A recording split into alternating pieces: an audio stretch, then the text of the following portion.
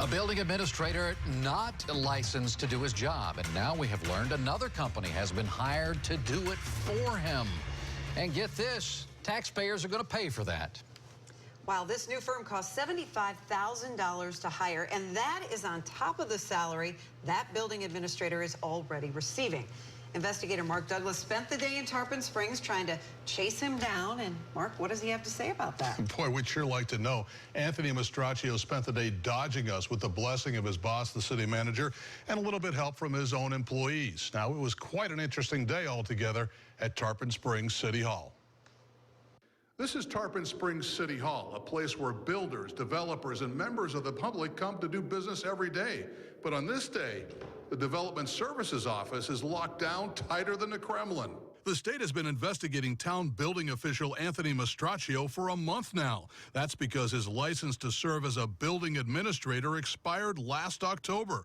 City commissioners were blindsided by that news. We didn't really know exactly where we stood with that until your investigation. Mastraccio got his $95,000 a year job with the sole requirement of obtaining a permanent license. Now the city has to pay outside consultants to do his job at the rate of $140 an hour. What do you tell taxpayers when they see this story about your town building official who doesn't have the legal credentials to do his job and he's getting paid $95,000 a year? How do you explain that to taxpayers?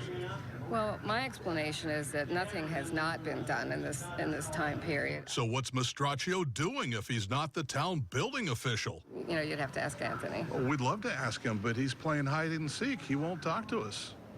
Well, he's a busy guy. So. Oh, he's busy, all right. Busy avoiding us. We're here to see Mr. Mastraccio. He's not here right now.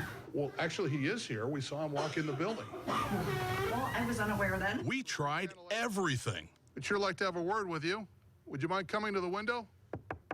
We're pretty confused why a staff member would tell us Mr. Mastraccio is not in the office today. We watched him get out of his car and walk into City Hall just about an hour ago. And we're pretty sure he's not in a meeting.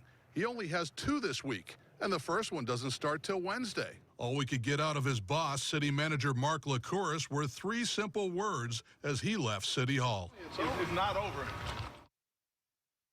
Oh, it's not over by any stretch. Mastraccio faces sanctions ranging from a reprimand to the inability to get an administrator's license after that state investigation. Meanwhile, we're told he's streamlining the city's building permit process and doing inspections himself. Today, we watched him arrive in his personal car around noon and vanish. After that, I'm embarrassed to say we couldn't find him. Yeah. You know, I have to laugh just a little bit when you knock on a window. Well, and we tried. But the point is, the man is there. He doesn't have the right license, and we don't know why. Why doesn't he have the right license? Well, you know, everybody has a code of silence there, but the city commissioner did tell us there's some sort of personal thing going on with him, and she said that she understands that. Unfortunately, the public might not understand that. She did insist that he is now studying very hard for his final exam so he can get that license that he didn't have, that he has to have by law to be that town's building official. Yeah, it seems like somebody needs to be held accountable there, doesn't it? We're trying. Yeah. We're trying. Thank you.